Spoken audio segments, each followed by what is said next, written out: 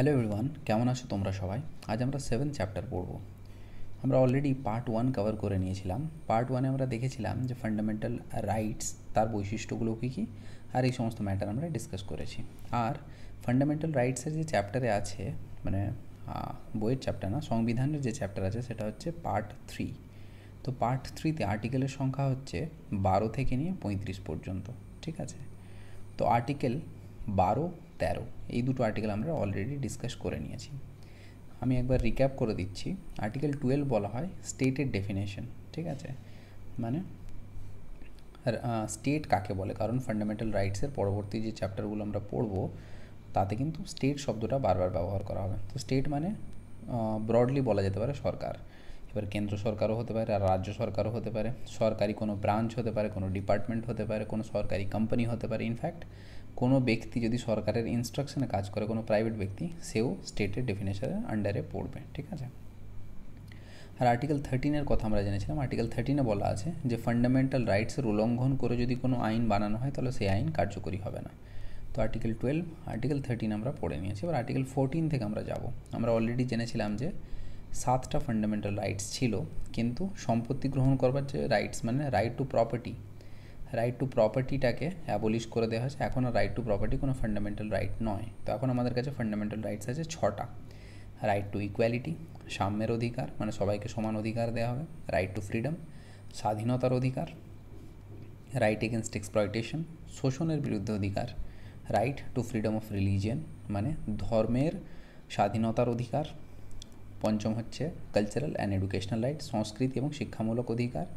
আর right two constitutional remedies, মানে এই যে 5টা ফান্ডামেন্টাল রাইটস, এইগুলোর যদি উল্লঙ্ঘন হয়, যদি সরকার এই 5টা ফান্ডামেন্টাল রাইটস তোমাকে না দেয়, তাহলে তুমি সুপ্রিম কোর্টে যেতে পারো। তো এই সুপ্রিম কোর্টে যাওয়াটাও তোমার একটা অধিকার, সেটাই হচ্ছে রাইট টু কনস্টিটিউশনাল রেমেডি, ঠিক আছে? তো এই যে আমি 6টা জিনিস বললাম, ইকুয়ালিটি কিন্তু কোনো একটা সিঙ্গেল আর্টিকেল না, ঠিক আছে? রাইট টু ইকুয়ালিটি এই 5টা আর্টিকেল মিলিয়ে, মানে আর্টিকেল 14, 15, 16, 17, 18 মিলিয়ে হচ্ছে ইকুয়ালিটি, ঠিক আছে? সেরকমই আর্টিকেল সংখ্যা 19, 20, 21, 21 আর 22 এগুলো মিলিয়ে হচ্ছে right two freedom. Article number 23, 24 মিলিয়ে হচ্ছে এক্সপ্লয়টেশন, মানে শোষণের বিরুদ্ধে অধিকার। আর্টিকেল 25, 26, 27, 28 মিলিয়ে হচ্ছে রিলিজিয়ন, ধর্ম সংক্রান্ত যে সমস্ত অধিকার। আর্টিকেল 29, 30 হচ্ছে কালচারাল অ্যান্ড এডুকেশনাল রাইট। আর আর্টিকেল 32 হচ্ছে সিঙ্গেল খালি কনস্টিটিউশনাল রেমেডি, ঠিক আছে? তো এই যে 14 থেকে শুরু করে 32 পর্যন্ত এগুলোকে 6টা হেডে ডিভাইড করা হয়েছে, ঠিক আছে? তো এই যে ইকুয়ালিটি আমরা বললাম, আর প্রত্যেকটা হেড সম্পর্কে আমরা, মানে ইকুয়ালিটি আর ইকুয়ালিটির আন্ডারে যে 5টা আর্টিকেল আছে সেগুলোকে আমরা ভালো করে ডিসকাস করি। তো ইকুয়ালিটি হেডটা আমরা আজ পড়বো। এতে আছে 5টা আর্টিকেল, আর্টিকেল 14, 15, 16, 17 আর 18। তো প্রথমে আর্টিকেল 14। আর্টিকেল 14 হচ্ছে রাইট ইকুয়ালিটি বিফোর ল, মানে আইনের সামনে সবার সমান অধিকার। একটা শো আছে দ্য ভয়েস বলে, আশা করছি তোমরা দেখে থাকবে।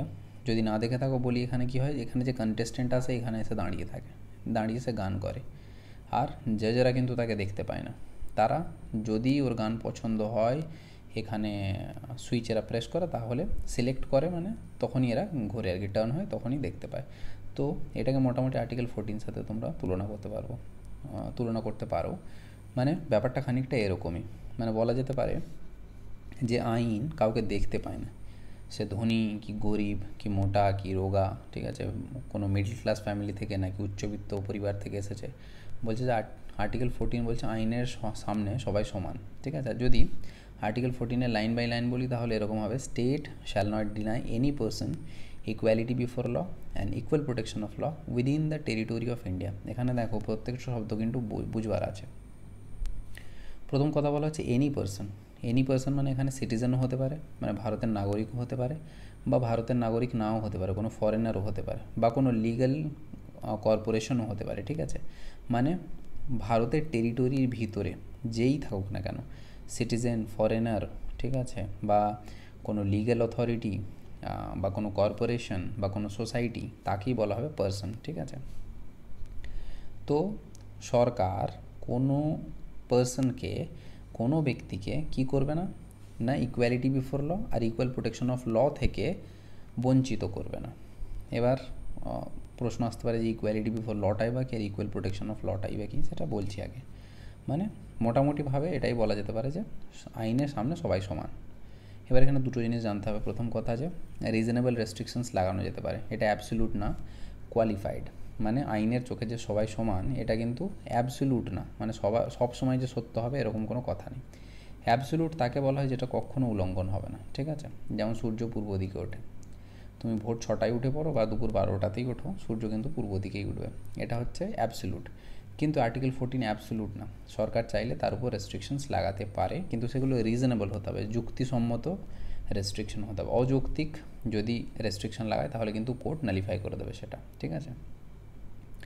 আর একটা কথা, সুপ্রিম কোর্ট একবার বলেছিল যে where equals and unequals are treated differently article 14 doesn't apply. যেখানে ইকুয়ালস আর আনইকুয়ালসদেরকে আলাদা আলাদাভাবে ট্রিট করা হচ্ছে সেখানে কিন্তু আর্টিকেল 14 লাগু হবে না। কী ব্যাপার ডিসকাস করছি। তো প্রথমে দুটো কথা যে বললাম, ইকুয়ালিটি বিফোর ল আর ইকুয়াল প্রোটেকশন অফ ল, দুটো কী জিনিস একটু জেনে নেওয়া যাক। দেখো, ইকুয়ালিটি বিফোর ল মানে আইনের চোখে সবাই সমান, এটা হচ্ছে এসেছে কোথা থেকে? ব্রিটিশ অরিজিন, এটা ইংল্যান্ড থেকে এসেছে এই ব্যাপারটা, ঠিক আছে। এর মানে হচ্ছে absence of any privilege class, সমাজে কোনো প্রিভিলেজ ক্লাস থাকবে না।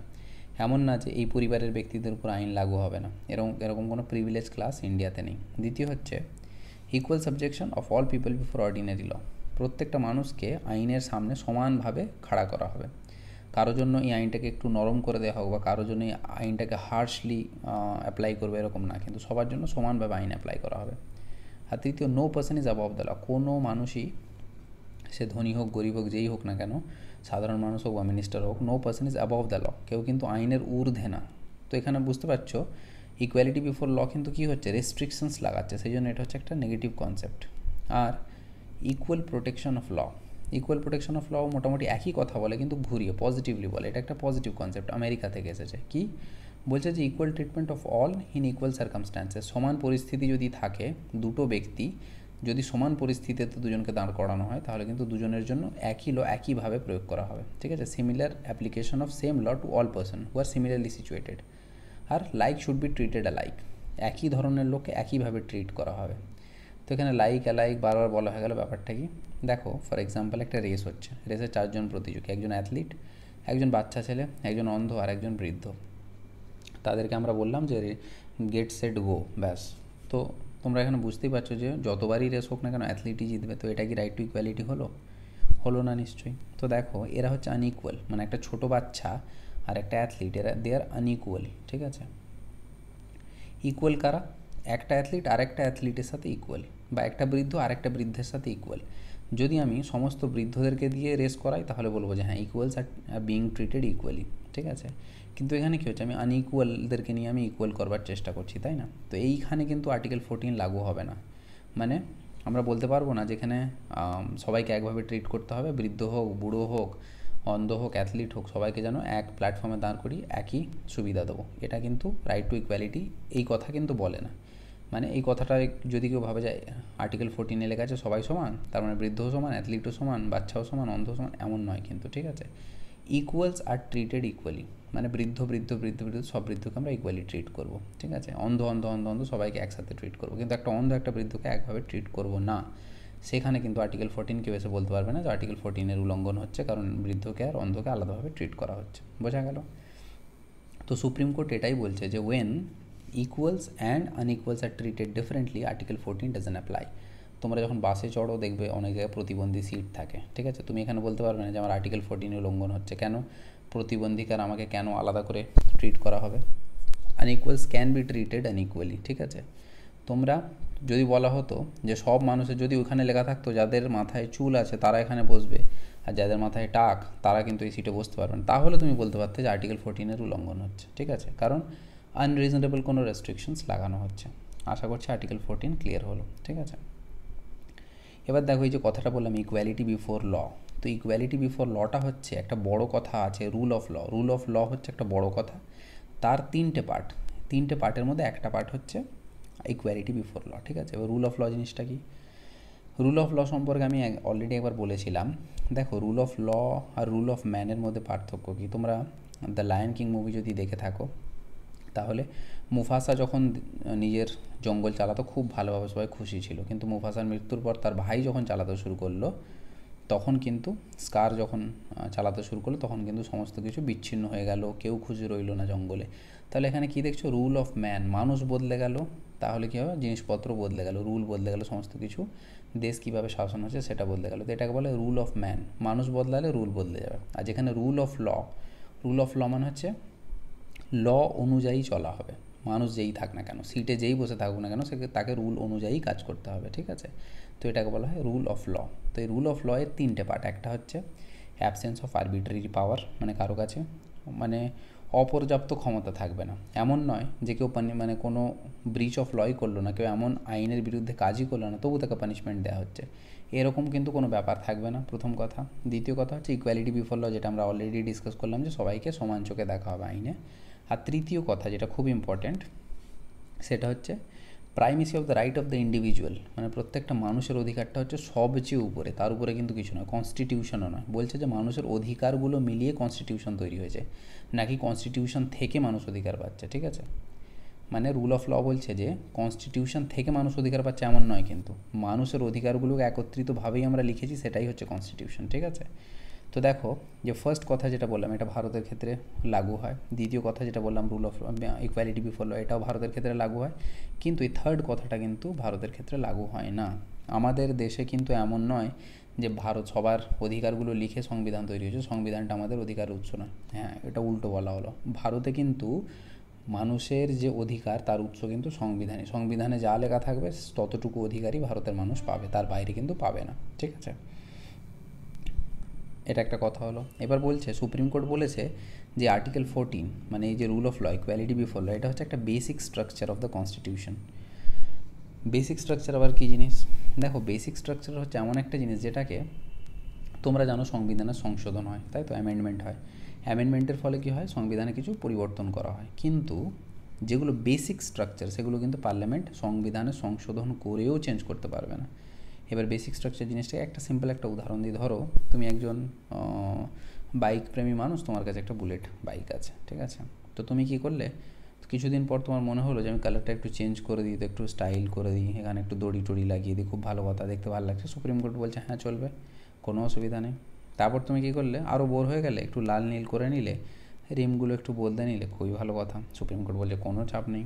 তুমি আবার কী করলে, আবার চেঞ্জ করে রিম টিম একটু চেঞ্জ করে নিলে, একটু আয়না টাইনা চেঞ্জ করে নিলে, একটু স্টাইলিশ হয়ে গেলো আরও, সুপ্রিম কোর্ট বলছে তাতেও কোনো অসুবিধা নেই, তুমি চেঞ্জ করতেই পারো। তারপর তুমি কী করলে, 4টে চাকা লাগিয়ে দিলে, লাগিয়ে দিয়ে হ্যান্ডেল ফ্যান্ডেল একটু চেঞ্জ করে একটু অন্যরকমই করে দিলে, সুপ্রিম কোর্ট বলছে না এটা তুমি করতে পারো না, বেসিক স্ট্রাকচার তুমি চেঞ্জ করতে পারো না। বাইকের বেসিক স্ট্রাকচার হচ্ছে 2টো চাকা থাকবে, তুমি 2টো চাকা বদলে 4টে 6টা 8টা লাগিয়ে বলবে যে আমি তো চেঞ্জ করেছি, কিন্তু এটা চলবে না। ঠিক এরকমই সংবিধানে চেঞ্জ তো করা যায়, অ্যামেন্ডমেন্ট তো করা যায়, কিন্তু এমন কিছু জিনিস আছে যেগুলোকে চাইলেও পার্লামেন্ট কিন্তু অ্যামেন্ড করতে পারে না, কারণ ওগুলো বেসিক স্ট্রাকচার। তো বেসিক স্ট্রাকচার কোনগুলো, আগে আগে যত আমরা পড়তে থাকবো সেগুলো আমরা ধীরে ধীরে জানতে পারবো, ঠিক আছে। তো আর্টিকেল 14 হচ্ছে একটা বেসিক স্ট্রাকচার, ইকুয়ালিটি বিফোর লটা হচ্ছে একটা বেসিক স্ট্রাকচার। যদি পার্লামেন্ট মনে করে যে আমি সংশোধনের মাধ্যমে আর্টিকেল 14 অ্যাবলিশ করে দিই, ইকুয়ালিটি বিফোর লটা সরিয়ে দিই, সো পার্লামেন্ট কিন্তু পারবে না, ঠিক আছে, বোঝা গেল। এবার দেখো আর্টিকেল 14 আগেই বলেছি যে এটা কোয়ালিফাইড, ঠিক আছে, নট অ্যাবসলিউট বাট কোয়ালিফাইড, মানে যদি সরকার চায় তাহলে আর্টিকেল 14-এর উপর রিজনেবল রেস্ট্রিকশনস লাগাতে পারে, মানে যুক্তিমূলকভাবে কিছু কিছু রেস্ট্রিকশনস লাগাতে পারে, ঠিক আছে। যেমন অনেকগুলো এক্সাম্পলের কথা আমরা অলরেডি বলেইছি, ধরো আরও একটা এক্সাম্পল দিচ্ছি। তোমরা জানো একটা অফিসে ধরো পুরুষ কর্মীও কাজ করে, মহিলা কর্মীও কাজ করে, কিন্তু মহিলাদের তোমরা জানো ম্যাটারনিটি লিভ দেওয়া হয়, বেশ লম্বা লিভ দেওয়া হয়, 6 মাসের বা এরকম কিছু, কিন্তু পুরুষদের তো সেরকম কোনো লিভ দেওয়া হয় না। তাহলে এখানে কি রাইট টু ইকুয়ালিটি বিফোর লয়ের কি উল্লঙ্ঘন করা হলো? এখানে কি আর্টিকেল 14 লোকজনকে আলাদা আলাদা ট্রিট করছে? না, এটা বলা যাবে না। কেন? কারণ সমস্ত কিছু দেখে একটা পুরুষ আর একটা মহিলা ইকুয়াল, মানে কিন্তু সব জায়গাতে ইকুয়াল নয়, ঠিক আছে, শারীরিক মানসিক অনেক কিছু জিনিসপত্র কনসিডার করে তারপর কিন্তু আর্টিকেল 14 লাগু হয়। তাহলে মহিলাদেরকে প্রেগনেন্সির সময় ম্যাটারনিটি লিভ দেওয়া যেতে পারে, কিন্তু পুরুষদের তো সেরকম কোনো কিছু নেই। তারা যদি বলে যে না জানি না আমরা কিছু, আমাদেরকেও লিভ দিতে হবে, তাহলে কিন্তু সেটা আর্টিকেল 14 সেইভাবে লাগু হয় না, ঠিক আছে। তো এরকম কোনো যুক্তিমূলক যদি কোনো রেস্ট্রিকশন সরকার লাগায় তাহলে লাগাতে পারে, ঠিক আছে।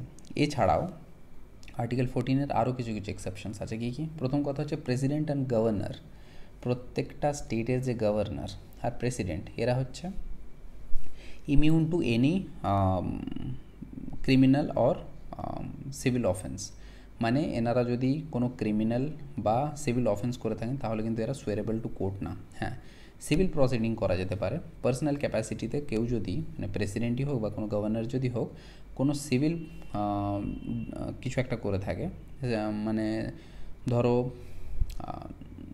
সিভিল প্রসিডিংসের উদাহরণ যদি একটা দেওয়া যেতে পারে, যেমন কেউ ধরো রেড সিগন্যাল ক্রস করে চলে গেল, ঠিক আছে, তো এটা তো ক্রিমিনাল অফেন্স না, এটা সিভিল অফেন্স।